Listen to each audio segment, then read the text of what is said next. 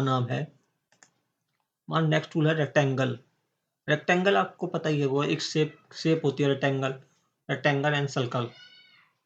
Rectangle की shortcut की है शिफ्ट आर और सर्कल की शॉर्टकट की है शिफ्ट ई।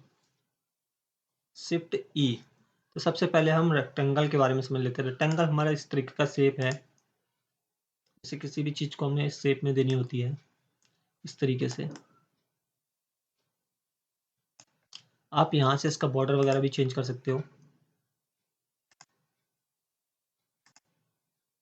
यहाँ पे आपके राउंड ऊपर देखेंगे इसकी प्रॉपर्टीज में, आप इसकी प्रॉपर्टीज में जाके देखेंगे तो आप इस तरीके से इसका ब्रश कलर चेंज वगैरह भी कर सकते हो।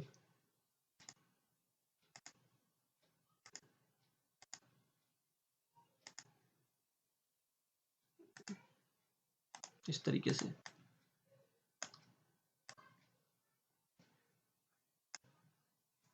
वाइट कर दीजिए। नो बॉर्डर रखना है तो नो बॉर्डर रख लीजिए इस तरीके से। इसको पेन टूल आप ब्लैक भी कर सकते हो इस तरीके से। यदि बॉर्डर रखना है तो इस तरीके से बॉर्डर रख सकते हो, यदि नहीं रखना तो नहीं रख सकते। और शेप यहाँ पे बनी हुई है काफ़ी सारी, इस तरीके से आप रेक्टेंगल का यूज़ कर सकते हो अच्छी तरीके से। और हमारा सर्कल टूल्स है, प्रॉपर्टीज देख लेते हैं इसकी। प्रॉपर्टीज हैं वो जो आप यहाँ पे वर्क करेंगे वही प्रॉपर्टीज में सेम शो करेगा। अब सर्कल टूल्स देख लेते हैं।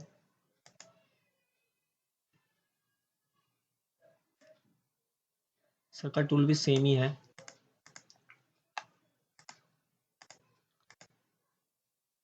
पेन टूल चेंज कर दीजिए। हमारे पास बॉर्डर आ चुका है, ये शेप्स वगैरह हैं यहाँ पे। इसके पेन टूल, इसका इनर टूल और ऊपर का अंदर का शैडो टूल्स दोनों आप चेंज वगैरह कर सकते हो इस तरीके से।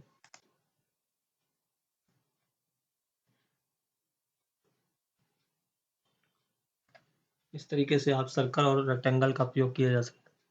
आप अच्छी तरीके से इसको यूज़ कर सकते हो इस तरीके से। आप इसमें इमेज वगैरह यूज़ कर सकते हो अच्छी तरह।